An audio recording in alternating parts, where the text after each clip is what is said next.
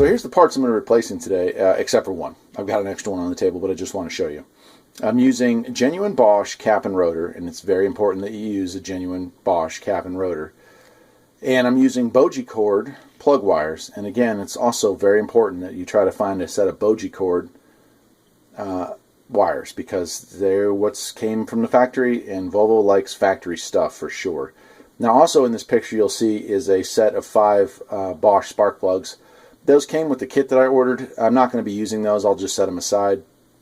Generally speaking, I like to get genuine OEM Volvo plugs when working on these things. If you don't get Volvo plugs, that's fine too. Try to either get Bosch or Denso spark plugs, and be aware that turbo and non-turbo spark plugs are different. So doing this job's not all that hard, and let's take a look at the tools I'm going to be using. Okay, so you're going to need a long screwdriver or an 8mm socket with a long extension. You may need a magnet, and you're either going to use, I'm going to be using a 3/8 ratchet and an extension with a T27 Torx bit on it, and then I'll need an Allen wrench in order to get loose the rotor button. I think it's a 4mm, but I can't see the writing on the Allen wrench to verify that. If memory serves, it's either a 4 or a 5. I think it's a 4. Now, if you don't have a T27 Torx socket or bit like that, and you don't have anything that'll work, and you have the original toolkit that came with your Volvo, you'll have a T27 or a T30 in there, because it came with the screwdriver kit. So you can actually take those bits off to get at the spark plugs with that. Now, if you're going to be doing your spark plug, you'll also need a spark plug wrench, or socket, I mean, and that's what I have this magnet for. If I was going to be getting the plugs out, if one of them stuck down the bottom, you drip it down and then you can pull it out of the spark plug hole. But for me, that's all I'm going to need. And let's go outside before the snow starts picking up again and get her done. Alright, so here we are at your engine compartment. Now, it doesn't matter if your car is a turbo or a non-turbo. Anytime there's a difference between the two, I'll let you know. It's a little more difficult with a turbo because you've got that turbo pipe in the way. And some people will take it off. I choose just to leave it in place and kind of snake the wires around it. Personal preference there. But let's go ahead and dig in. And the first thing you want to do is remove your fresh air tube, and if your car has an air pump, to pull that line loose as well.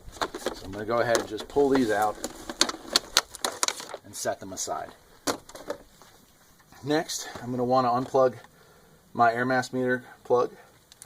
And then I'm missing the clamp here, but if you had the clamp on it, you would loosen it up with a flat blade screwdriver and then pop that off, like so. The next thing you're going to want to do is remove the coil wire from the coil. And then it's just a matter of popping this box up off of its little tabs that it sits on, and then wiggling it out, like so. Certainly a good time to check the air filter, that sort of thing. I've already gone ahead and done that, so we'll just set that aside for now. Okay, now we have pretty much wide open access to where the distributor lives, which is right under here. Now again, you can either use an 8mm or a flat blade screwdriver. I'm going to use a flat blade screwdriver. I am going to undo the other end of the coil wire, which is actually where the problem was on mine. This coil, it's a Bosch wire set, which is generally speaking good quality parts.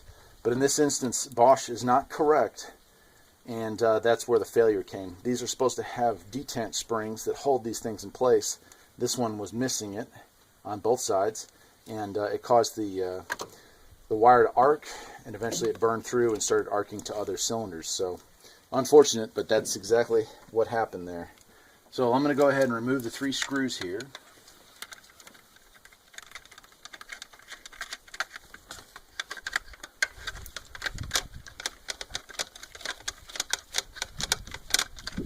Now the third one is underneath. Sometimes you have to guide it in with your finger, get to it, and just break it loose.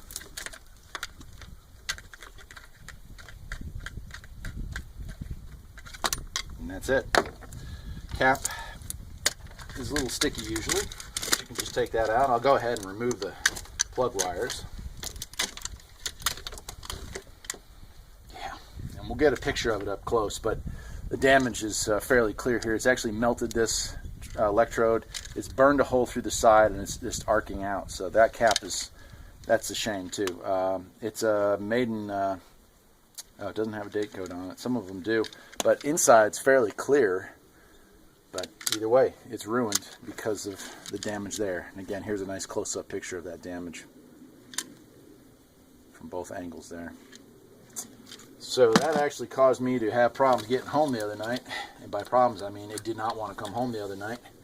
Luckily, I was able to nurse it to the driveway, and then we towed it up the property to the house. But by the end of that journey, which is 17 miles, I was running on 2 cylinders, so we'll just leave it at that. Now, you know, I got the kit. There's no sense in replacing the distributor without replacing the rotor button at the same time. So you're going to use your Allen wrench, and again, I think, oh, maybe in the sunlight I can read it. It almost looks like 2 or 3. Guys, I'm sorry I don't have an answer for you on that, but it's my eyesight's just not that good anymore. I'll go ahead and break these loose, and again, if this is a non-turbo car, this you can get right too. This turbo pipe being in the way makes it a little more difficult.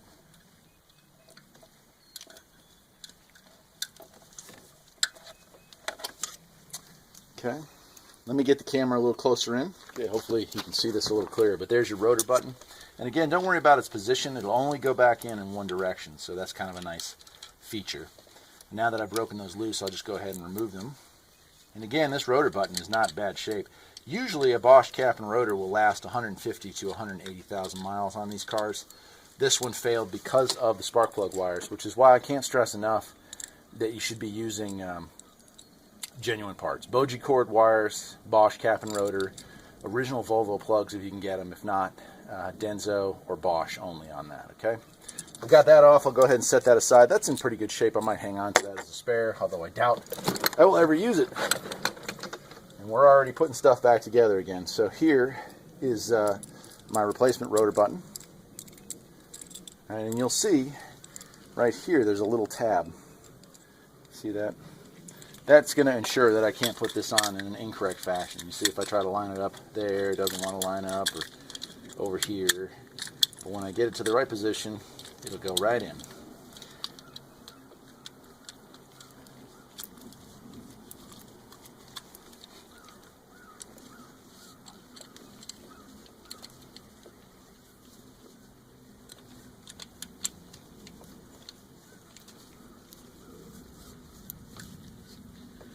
And same as before, I'm going to want to tighten those down a little bit.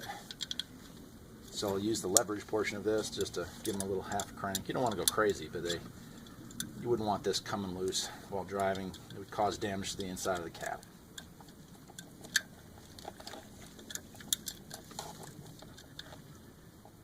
Okay, and we're done with that. Now we can put this back on, which is just your dust shield. It has an O-ring around it. If you can, please be sure to reuse that. It helps keep moisture out. And if it keeps moisture out of that distributor, and moisture causes misfires. All right, let me get the camera back up to full height. We're going to go ahead and take off the spark plug cover, and that won't take any time either. Okay, so here's our spark plug cover, and like I said, it's a T27. T30 will also work. And if you don't have a socket or ratcheting set like that, don't worry about it. You can also use the screwdriver that came with your Volvo toolkit, which is pretty neat. I don't think modern cars really do the toolkit thing anymore, but Volvo was still doing it. This is a 98 model, last year for this, so at least up to that point they were.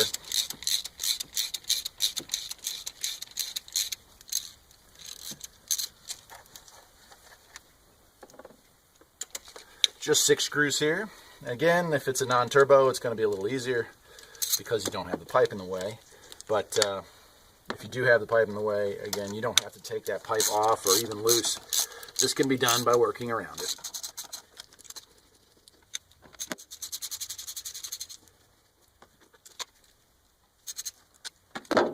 Once you got all 6 bolts out, lift up on it, slide forward, and that exposes all of your wires. Now, here's a little tip from a mechanic. If you pull this off and you start pulling these plug wires out, and any one of these holes are filled with oil, this is not like most cars where your valve cover would be leaking and you'd have seals here. This actually is not a valve cover in the traditional sense. It's more of a rocker box. It holds the top of the camshafts in place. So any oil you see here, and there is some, is caused by something else. and that would usually be the oil cap gasket, which never gets changed. You can get these for about $1, but when you take it to a place to get the oil changed, no one's going to have these in stock other than the dealership, and half the time they're going to forget about them too. So what I'm going to do here is just go ahead and pull up my plugs. Now if you do have a cylinder that's full of oil, you definitely want to clean that out, because these wires are not designed to put up with that. They'll get swollen and they'll fail down in there, and you'll get arcing just like I got here. So there's my wire set. I'll go ahead and set those to the side. These are garbage, so just toss those on the ground. I'm looking into each of my cylinder holes and everything looks good, so that's good. I do need to replace that cap, it looks like, but it's not an emergency, which is nice. If you were going to be replacing your spark plugs, obviously now is when you would do it. You would use that with your spark plug wrench, unscrew these. If your spark plug socket doesn't have the rubber at the bottom, just take a little hand magnet, drop it down in there, take your plug out, and put your new one in reverse. So we're going to skip to the next step, which is of course putting this thing back together again. And that's with my new wire set here. Now what I like to do to make life a little easier is I'll go ahead and install these before I go ahead and reinstall them into the car. Now if you look closely at this picture here, you can see that the Bosch caps are numbered, 1 being the longest wire and 5 being the shortest, and your center wire being the coil wire. So give me a second, I'll go ahead and line these up. But again, number 1 wire is going to be your longest wire, farthest away from the distributor, and number 5 is going to be your shortest. Show on this last one, you can see here these wires being different than most, is it has that detent spring there. And you'll listen when I put this on. Ready? Listen for the click. If you don't hear that click, something's gone wrong. You need to pull it off and do it again. Again, if you're using aftermarket wires, that's not going to happen. You're not going to hear that noise, and that's what causes premature failure. In fact, I've seen cars with 16,000 miles on a new cap and rotor and wires when they're aftermarket. So it's a few extra bucks, but it's totally worth getting genuine parts in this instance. Anyway, that is it. We are back together. As you can see, the wires kind of lead themselves. They're held in place with this clip here, which is good, and they just kind of do their thing. So we're going to go ahead and slide this back in. Now, again, if this was a non-turbo, it'd be a little easier, but just hang in there and watch what I do. Okay, there's a couple different ways to go about this, but I always found this is the easiest. So I'm going to snake, because this is a turbo, this line back through here. I'm just going to get my 5 wires up through this hole here.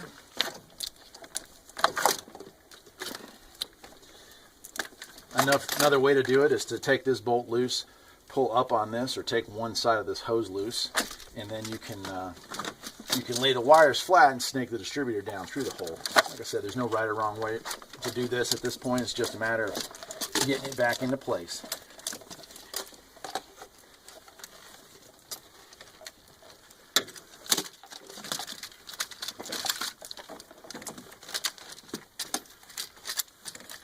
And once all the wires are up through here, it can be a little stiff, but move that down and kind of snake it down underneath until it sits back into its official hole. And then you start putting your wires back into place. Number 5 being the hardest. Once they're lined up, go ahead and sink your boots back onto your plugs.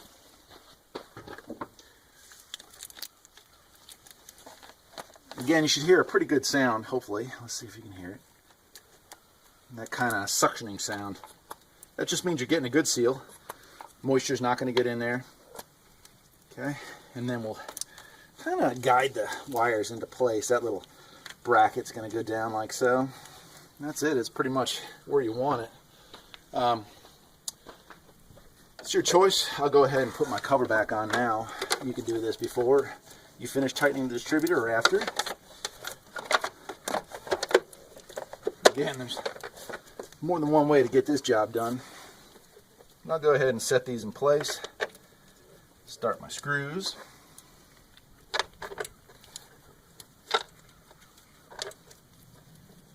These screws can be a little hard to find, so if you do have one roll off into the abyss, get that magnet and a flashlight out. Try to track it down.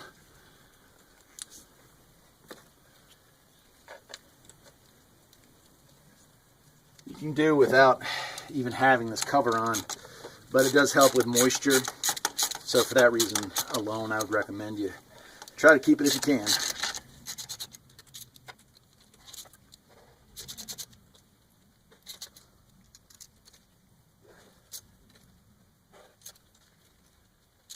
Okay, so the plug wires are back in, and the plugs have been replaced if that's what you're choosing to do.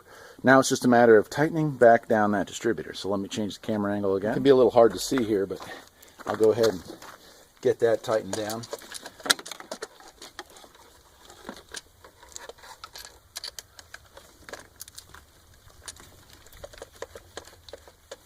Again, an 8mm wrench or a flat blade screwdriver will take care of this. And you want these to be snug. You obviously don't want them so snug that you crack something, but you want them snug enough that moisture doesn't get down in here. That's the big enemy of ignition systems: moisture or high resistance.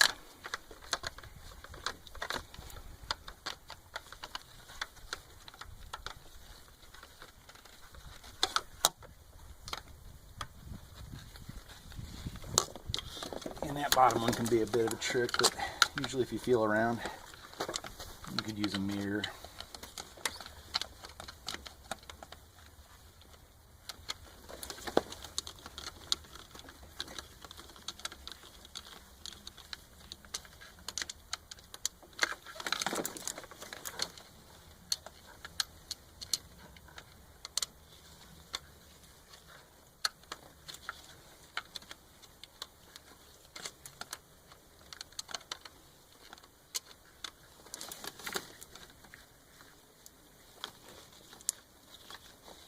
Okay, those are tight, your wires are back in place. Getting there. So the next thing we're going to do, I've got my coil wire laid over here, as you can see. I'm just going to leave it off to the side. I'm going to go ahead and reinstall my air box and hook up whatever lines that popped off. Here's one that's fallen off. You want to make sure that, or you'll get check engine lights for various problems. So let me go ahead and put the box back in. Okay, here's our air box. If you were going to replace your air filter, now's a great time to do it. If not, we'll go ahead and reinstall. And it's just a matter of kind of moving things out of the way and snaking things back into place.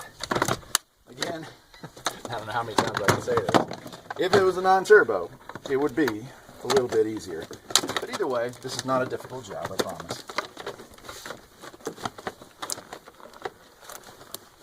Okay. Now once that's sitted back down in there, got some hoses to hook back up, so let's go ahead and get that hose on there. If you had a clamp, now would be the time to retighten it. Mine has disappeared. And make sure to hook up those loose hoses like this one here. Same thing here, we're going to reinstall our air mass meter plug. I'm going to reinstall my air pump hose. And the last thing I have is my kind of mangled but still functional cold air intake. Go ahead and slide that down in there.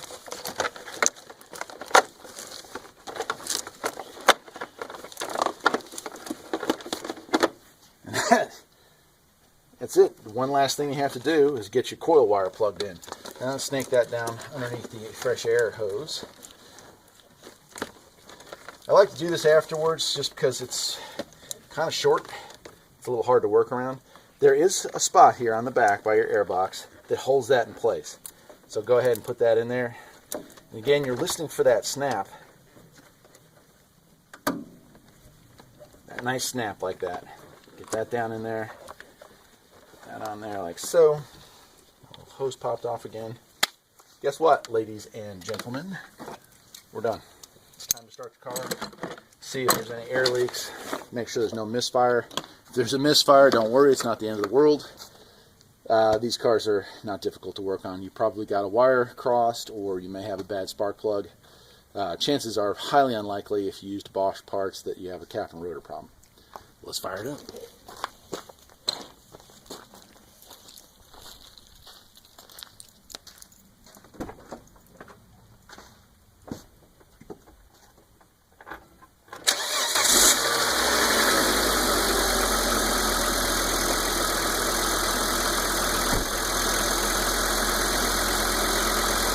Well, what do you know? Smooth as a kitten, good as new.